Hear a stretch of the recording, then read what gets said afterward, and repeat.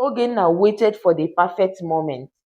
When Urenma was called to present a drink to her husband, Ogenna rushed forward with a mirror, claiming she wanted Urenma to admire her beautiful dress. In that moment, Urenma caught the reflection. Startled by the sight of a mermaid staring back at her, she screamed, causing chaos to erupt in the gathering. As the crowd gasped in horror, Urema's scream pierced the air. Confusion swept through the village as they witnessed her transformation. "What is happening?" Amadi shouted, rushing to his daughter's side. Urema, now half mermaid, began to cry, her true identity drawn upon her. Nweke, horrified and heartbroken, rushed to her daughter, tears streaming down her eyes. Nweke, a gracious yet sorrow-laden woman, had watched her dreams of motherhood fade year after year despite her fervent prayers to the god of fertility. Her husband Amadi, once steadfast and loving, had recently taken a second wife, Ogenna. The new wife arrived with the air of youth, and soon enough, news of her pregnancy filled the household. Nweke's heart sank deeper each day as she witnessed Amadi's growing affection for Ogenna. Amadi, charmed by the thought of an heir, showered Ogenna with gifts and attention, leaving Nweke, his first love, in silent despair. Nweke's days soon blurred together, each one heavier than the last, as she withdrew into herself, bearing her sadness alone. She turned to the village rituals, offering sacrifices and performing prayers, yet her prayers remained unanswered. Tears became her only comfort. Driven by an overwhelming sense of loss, Nweke wandered one day to the sacred river. She wept openly, calling out to the god of fertility, her voice filled with both reverence and despair. Suddenly, an unsettling presence emerged behind her, an ancient spirit with skin as rough as stone and eyes like fierce embers. "Do not cry, Nweke. Your cries have reached realms beyond mortal ears. I shall grant your heart desires, but heed my warning. Your daughter must never see her reflection in a mirror, nor venture near this sacred river." Nweke, blinded by the joy of long-awaited promise, agreed readily, her mind too clouded by the possibility of motherhood to question the spirit's intent. She returned home that day with a glimmer of hope. Days later, her belly stirred, and Nweke knew the spirit's word had come to pass. With each passing month, Nweke's belly grew, and the villagers celebrated her late but miraculous blessing. Even Amadi's heart softened, filled with remorse for his neglect. Ogenna was not happy. Her once privileged position was now rivaled by Nweke, and she looted the constant attention showered upon her. Ogenna paraded herself as the first bearer of Amadi's child, emphasizing that she had given Amadi his firstborn. After 9 months, Nweke bore a child, more beautiful than the village had ever seen. The baby girl, whom she named Urenma, seemed to carry the very essence of the river. Her beauty radiated, her spirit radiant with beauty and intelligence. Even Amadi could not hide his preference for his daughter, a source of boundless pride. Yet Nweke never forgot the spirit's warning. She ensured Urema's life was guarded, forbidding her from looking into any mirror or approaching the sacred river. As Uremma grew, her unusual beauty became the talk of the village, but it stirred envy in Ogenna, whose own children were not as beautiful as Uremma. Determined to keep Uremma from harm, Nweke shielded her daughter, forbidding her from fetching water or performing any ritual involving the river. As Urenma blossomed into a young woman, suitors began to flock to their home, enchanted by her beauty and grace. But Nweke, protective as ever, devised a plan to test each suitor. She would present them with a riddle, asking what they would do if they married a woman who could not fetch water. One by one the young men came, and Nweke dismissed them all, convinced that they were unworthy of her daughter. Her obsession with protecting Urenma's beauty clouded her judgment, and she remained resolute in her belief that her daughter should never have to face the trials of common maidens. Watching Nweke's daughter become the talk of the village infuriated Ogenna. She couldn't understand why Nweke would keep Urenma hidden from the world, and her jealousy grew.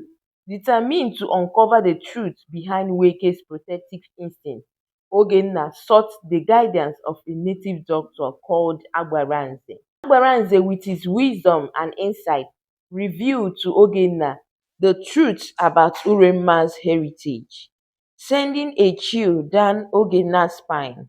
"She is the last child of the river goddess," he said, "and a spirit watches over her, waiting for the day she discovers her true identity." Agbaranze went further to tell her that the river goddess was watched by a mischievous spirit named Okere, envious of her beauty and the mortals' admiration of her.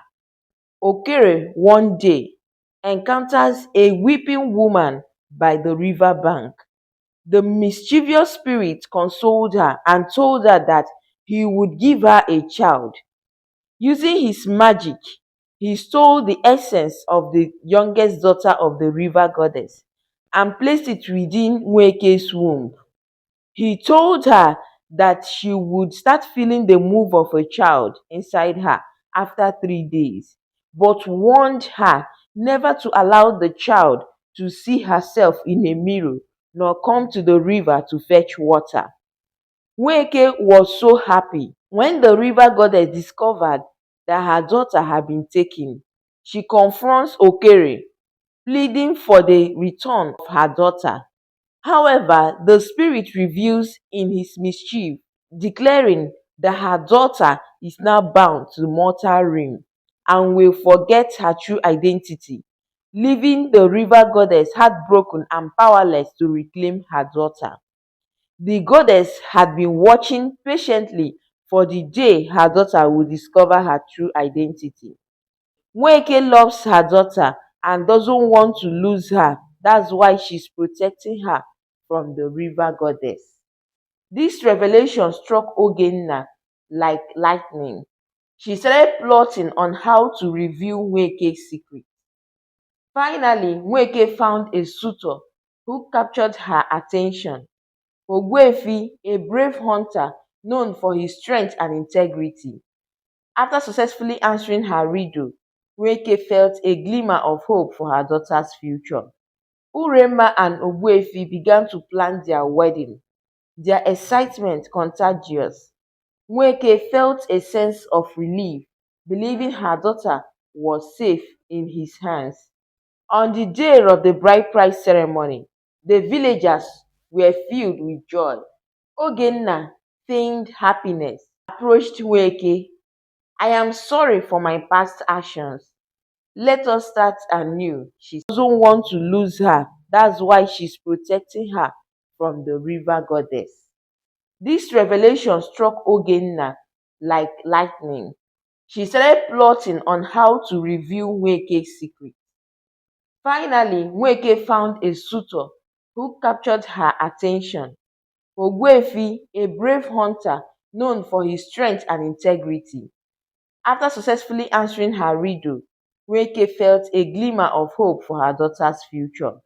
Urenma and Ogbuefi began to plan their wedding, their excitement contagious. Nweke felt a sense of relief, believing her daughter was safe in his hands. On the day of the bride price ceremony, the villagers were filled with joy. Ogenna feigned happiness, approached Nweke. I am sorry for my past actions. Let us start anew, she said, her eyes glittering with mischief. Nweke, weary but hopeful for reconciliation, accepted Ogenna's apology, unaware of the plans in her heart. As the ceremony unfolded, Ogenna waited for the perfect moment. When Urenma was called to present a drink to her husband, Ogenna rushed forward with a mirror, claiming she wanted Urenma to admire her beautiful dress. In that moment, Urenma caught the reflection. Startled by the sight of a mermaid staring back at her, she screamed, causing chaos to erupt in the gathering. As the crowd gasped in horror, Urema's scream pierced the air. Confusion swept through the village as they witnessed her transformation. What is happening? Amadi shouted, rushing to his daughter's side. Urema, now half mermaid, began to cry, her true identity drawn upon her. Nweke, horrified and heartbroken, rushed to her daughter, tears streaming down her eyes. The river goddess, having watched the events unfold, emerged from the depths of the river, her presence powerful and commanding. She confronted Ogenna, her eyes blazing with fury. You have betrayed your own blood, she roared. Ogenna, realizing her mistake, fell to her knees, begging for forgiveness. But the goddess was unyielding, her heart heavy with loss for her daughter.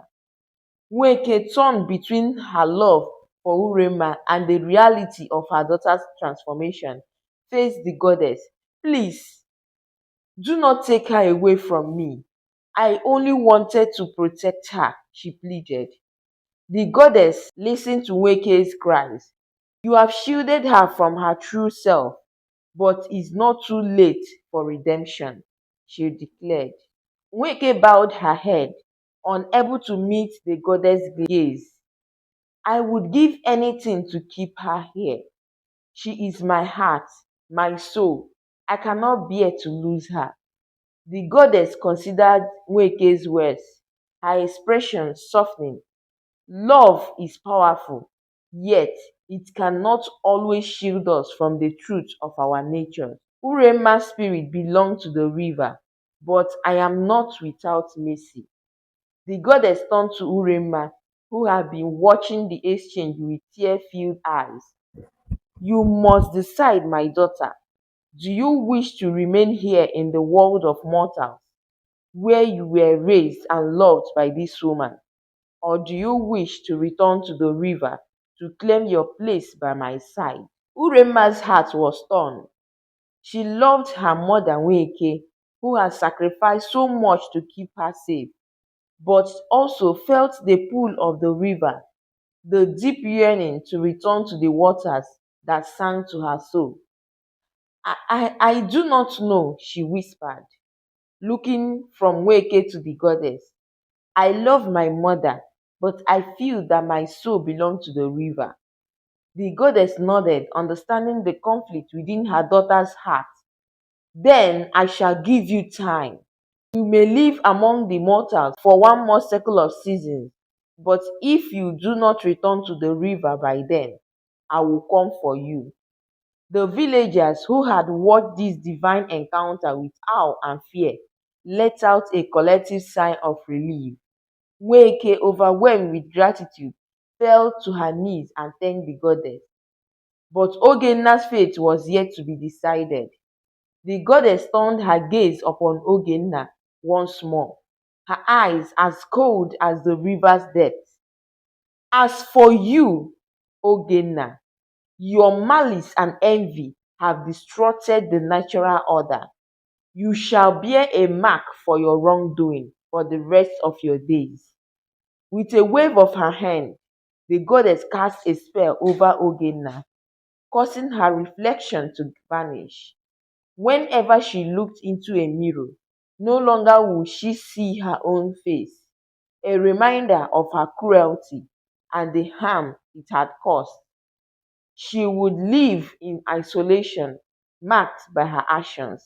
The villagers gasped, and Ogenna, too stunned to speak, fled from the gathering.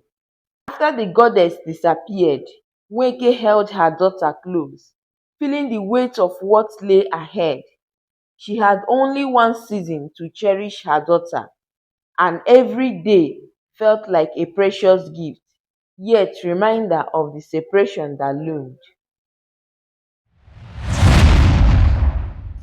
Thank you so much for your time. I hope you enjoyed the story. If today is your first time coming across our videos, please do not forget to subscribe to our channel if you are watching us on YouTube. Like our videos and follow our page if you are watching us on Facebook. Do not forget to share. That is your little way of supporting us. See you guys in my next video. Bye bye.